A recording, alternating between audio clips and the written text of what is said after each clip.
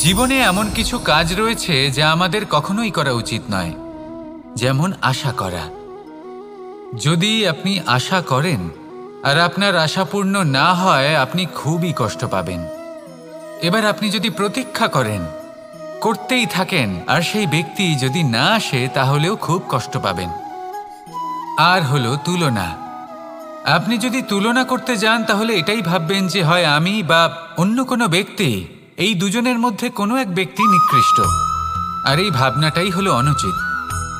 যদি আমরা কথা বলি সেই সব বিষয়ে যা আমাদের করা উচিত, যেমন পরীক্ষা। এই পরীক্ষা সবসময় আমাদের আরো সফল করে তোলে, আরো শ্রেষ্ঠ করে তোলে, আরো উৎকৃষ্ট করে তোলে। আসন্ন মহাসংগ্রামের জন্য আমাদের প্রস্তুত করে তোলে এই পরীক্ষা। তাই এই পরীক্ষার থেকে কখনোই পালাবেন না, এর সম্মুখীন হন। আর হলো কর্ম।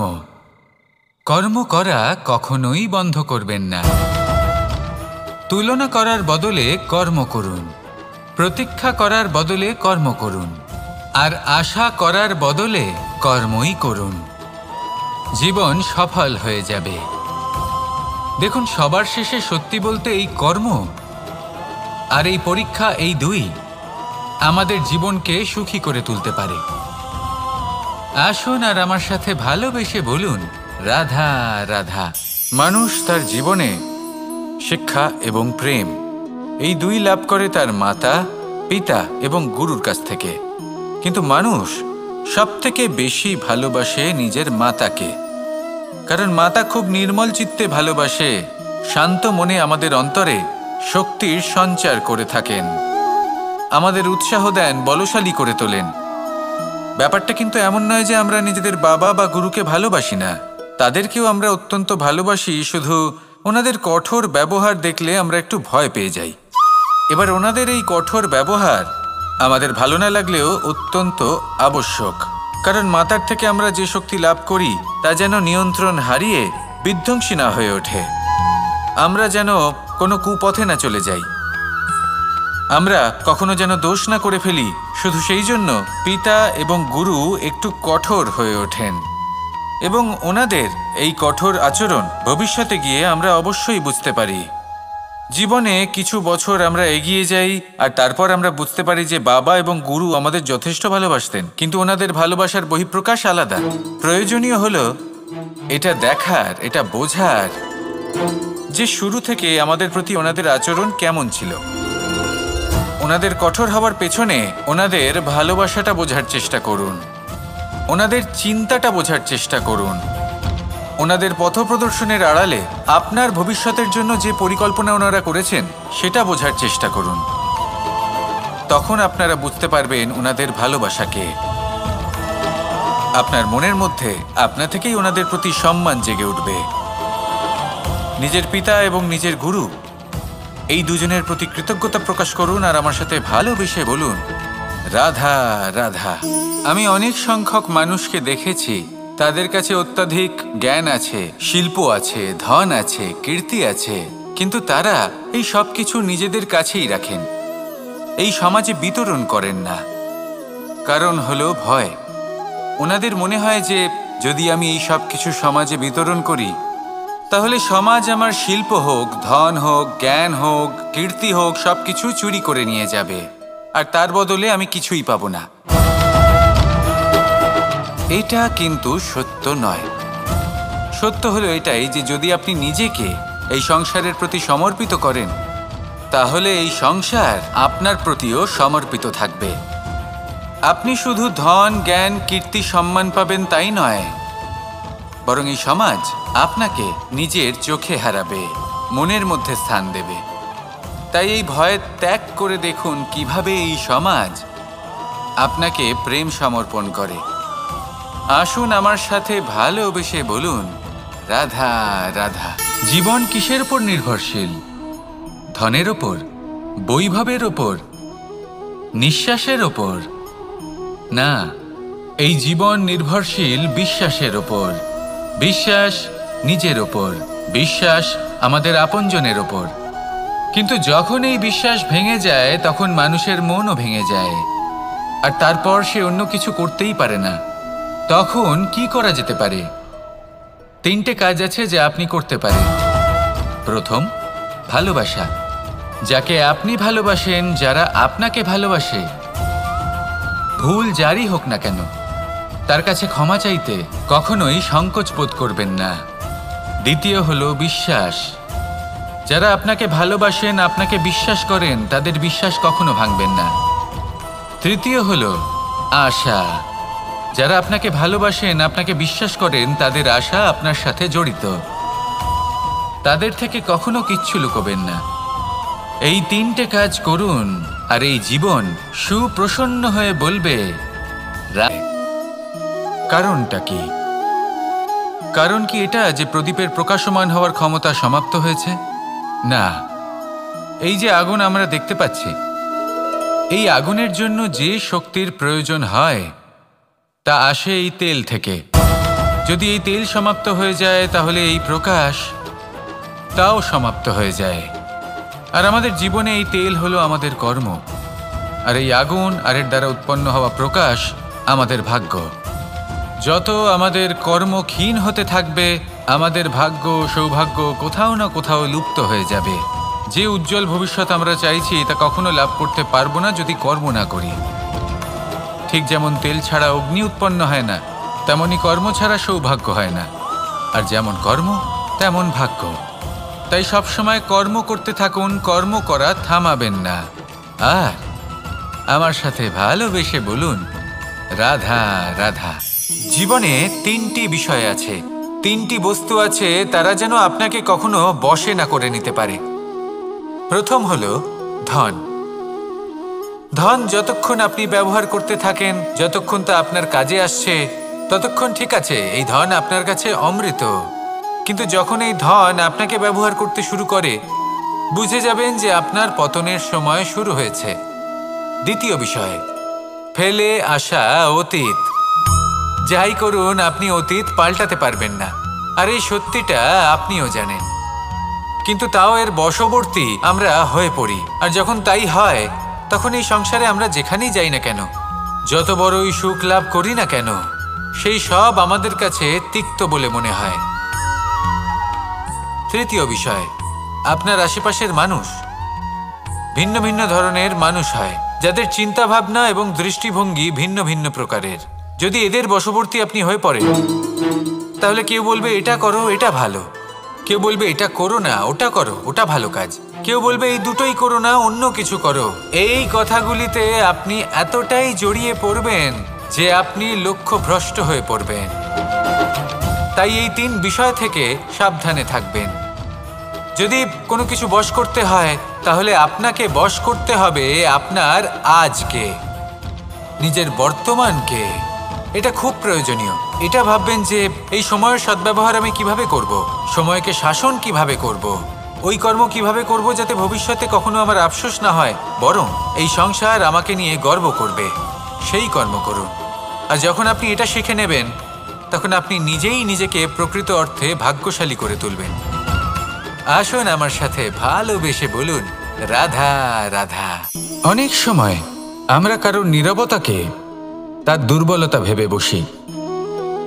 হতেই পারে সেই ব্যক্তি উত্তর দিতে চাইছেন না, হতে পারে অন্য কোনো কারণ আছে যা আমরা বুঝতেই পারছি না। সেই জন্য তাকে দুর্বল ভেবে নেওয়া অনুচিত।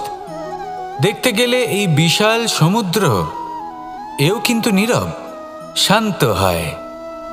কিন্তু যখন সে রুদ্র মূর্তি ধারণ করে, তখন কি হয়? সমগ্র সংসারকে বিনাশের পথে নিয়ে যায় এই সমুদ্র, প্রলয় সৃষ্টি করে। সেই জন্য কারোর সহ্য শক্তিকে দুর্বলতা বলে মনে করবেন না। কারণ যদি এই নীরবতা নিজেকে ভেঙে বেরিয়ে আসে, তাহলে তা বিনাশের সমস্ত সীমা পার করে যেতে পারে। তাই এই নীরবতাকে সবসময় বুঝুন, সবসময় একে সম্মান করতে শিখুন। আর আমার সাথে ভালোবেসে বলুন, রাধা রাধা। কখনো কোনো চাতক পাখিকে দেখেছেন? কথায় আছে যে বছরে মাত্র একবার সে তার তৃষ্ণা মিটিয়ে থাকে, আর তাও আকাশে ভেসে থাকা মেঘের দ্বারা ঘটানো বৃষ্টির জলের ফোঁটা থেকে। আর কোথাও থেকে সে তার তৃষ্ণা পূরণ করে না। সারা বছর সে নিদারুণ গরম সহ্য করে, তীব্র শীতও সহ্য করে, শুধু এই আশা নিয়ে যে বছরে একবার অন্তত সেই মেঘের ঘনঘটা হবে, বৃষ্টি হবে, আর সে তার তৃষ্ণা নিবারণ করবে। এটা আসলে কি? এটা আসলে বিশ্বাস।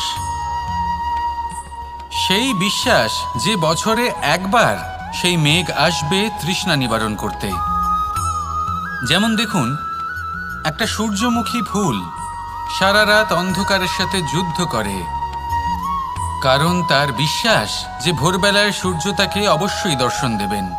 সেটাও বিশ্বাস ছিল যার ওপর ভরসা করে মনু একটা নৌকা নিয়ে বেরিয়ে পড়েছিলেন এবং সমস্ত সৃষ্টিকে প্রলয়ের হাত থেকে বাঁচিয়েছিলেন।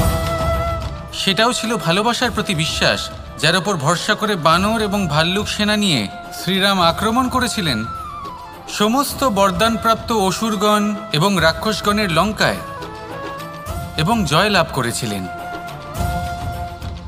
এই বিশ্বাসই হল এই বিশ্বের আশা। বিশ্বাস রাখুন যে আপনি হলেন সর্বশ্রেষ্ঠ এবং শুধুই নিজের কর্ম করতে থাকুন। এই বিশ্বাসের আশাই আপনাকে প্রতি মুহূর্তে বল প্রদান করবে। এ হলো আমার বিশ্বাস। আসুন আর আমার সাথে ভালোবেসে বলুন, রাধা রাধা। যোগাসন। যোগাসনে আসন অত্যন্ত গুরুত্বপূর্ণ। এবার আমি বলবো সবথেকে শ্রেষ্ঠ আসন কোনটি। আশ্বাস। নিজেকে আশ্বস্ত করতে থাকুন যে আমি আছি, সব ঠিক হবে, যা হচ্ছে ভালোর জন্য হচ্ছে।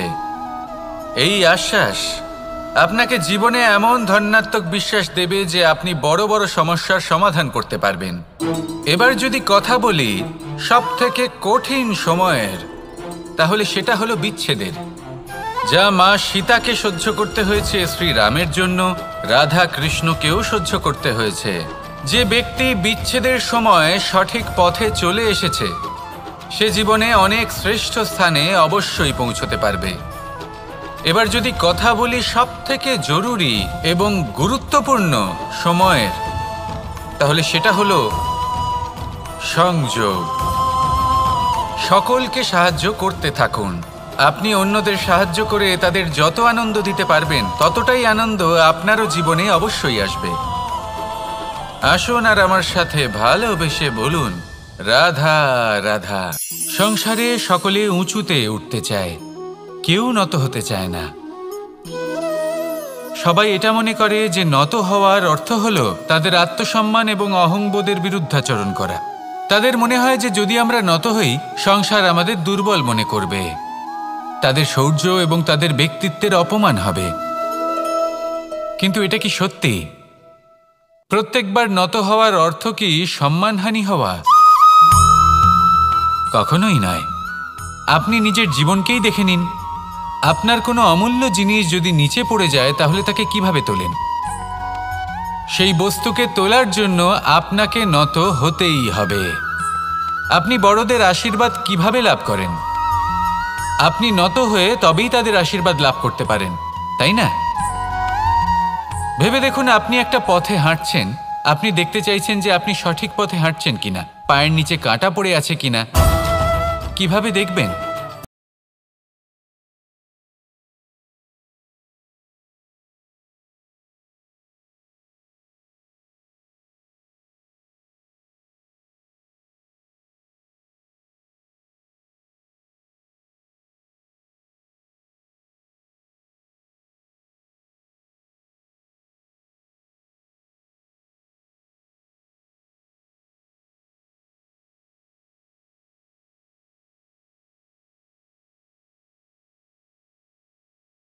অত্যন্ত প্রয়োজনীয়, কিন্তু তা যেন কখনো অহংকারে পরিণত না হয়। এই বিষয়ে অবশ্যই নজর রাখবেন এবং আমার সাথে ভালোবেসে বলবেন, রাধা রাধা। আমাদের জীবনে অনেক ধরনের ব্যক্তি এসে থাকেন। কেউ কেউ আমাদের সাথে থেকে যান, কেউ আমাদের থেকে দূরে চলে যান। কেউ ভালো মানুষ হন, কেউ খারাপ মানুষ। কিন্তু আমরা সবসময় সেই সময়টাকে নিয়ে দুঃখ প্রকাশ করি যখন আমাদের জীবনে কোনো খারাপ ব্যক্তি প্রবেশ করেন। তারা আমাদের খারাপ অনুভূতি দেন, দুঃখ দেন, কষ্ট দেন। আমরা সবাই তাকে ভালো মন্দ কথা বলি। কিন্তু কেন? এমন বিভিন্ন ধরনের মানুষ, খারাপ মানুষ, ভালো মানুষ সবার জীবনেই আসেন এবং সকলকেই একটা অমূল্য শিক্ষা দান করে যান। এবার আপনি নিজেই ভেবে দেখুন, জীবনে যখন প্রথমবার আপনি আগুন স্পর্শ করেছিলেন, তখন আপনি একটা শিক্ষা লাভ করেছিলেন যে আমাকে আগুনের থেকে একটু দূরে থাকতে হবে। তারপর আস্তে আস্তে আপনি শিখলেন যে কিভাবে এই আগুনকে নিয়ন্ত্রণে রাখতে হবে। তারপর আপনি শিখলেন যে কিভাবে নিজের জীবনে তাকে প্রয়োগ করতে হবে, তা সে অন্ধকারে প্রকাশ লাভ করার জন্য হোক বা খাবার বানানোর জন্য। সেইভাবেই কোনো খারাপ ব্যক্তি যখন আপনার জীবনে আসে, কোনো শিক্ষা দিয়ে যান, তার প্রতি কৃতজ্ঞ থাকুন। তার বিষয় খারাপ ভাবার বা খারাপ অনুভূতি নিয়ে থাকার কোনো প্রয়োজন নেই। সেই শিক্ষা লাভ করুন, ইতিবাচক মনোভাব নিয়ে জীবনের সামনে এগোতে থাকুন। কেউ নেই যিনি আপনাকে বাধা দিতে পারেন। আসুন আমার সাথে ভালোবেসে বলুন, রাধা রাধা। অনেক সময় আমরা জীবনে অনেক মানুষকে এমন বলতে শুনে থাকি যে আমি অসফল হয়েছি কারণ আমার সময় ভালো যাচ্ছিল না। আমি এই জিনিসটা লাভ করতে চাইছিলাম কিন্তু করতে পারলাম না কারণ আমার সময়টা ভালো যাচ্ছিল না। আমি আমার জীবনে ওই মহান কাজটা করতে চাইছিলাম কিন্তু করতে পারলাম না। কেন? কারণ আমার সময়টা ভালো যাচ্ছিল না। কিন্তু যে মুহূর্তে ভালো সময় আমার জীবনে আসবে, আমি সব কিছু প্রাপ্ত করব। এমন প্রায় প্রত্যেকেই বলেন। আসুন একটা কথা বোঝা যাক। একজন মালিকে দেখুন, সে প্রত্যেক দিন গাছের সেবা করে, তাকে জল দেয়, তার যত্ন আত্তি করে। কেন? প্রত্যেক দিন সেই গাছ ফল দেয় না। সঠিক সময় এলে তবেই সেই গাছ ফল দেয়, কিন্তু প্রত্যেক দিন মালি তার সেবা করে, তাকে যত্ন করে। শুধুমাত্র তখন করে না যখন সেই গাছ ফল দিতে সক্ষম। আর যদি মালি গাছের যত্ন প্রতিদিন না করে, তাহলে হয়তো সেই গাছ ফল দিতেই পারবে না। এটাই হলো আমাদের জন্য একটা শিক্ষা। যখন সময় আমাদের জন্য অপেক্ষা করে না, তখন আপনি সময়ের জন্য কেন অপেক্ষা করছেন? ভালো সময়ের জন্য অপেক্ষা করবেন না। ভালো এবং শুভ কর্ম দ্বারা ভালো সময়কে নিজের কাছে টেনে আনুন। নিরন্তর কর্ম করুন, পরিশ্রম করতে থাকুন। শুভ সময় আপনা থেকেই আপনার কাছে আসবে। আসুন আমার সাথে ভালোবেসে বলুন, রাধা রাধা।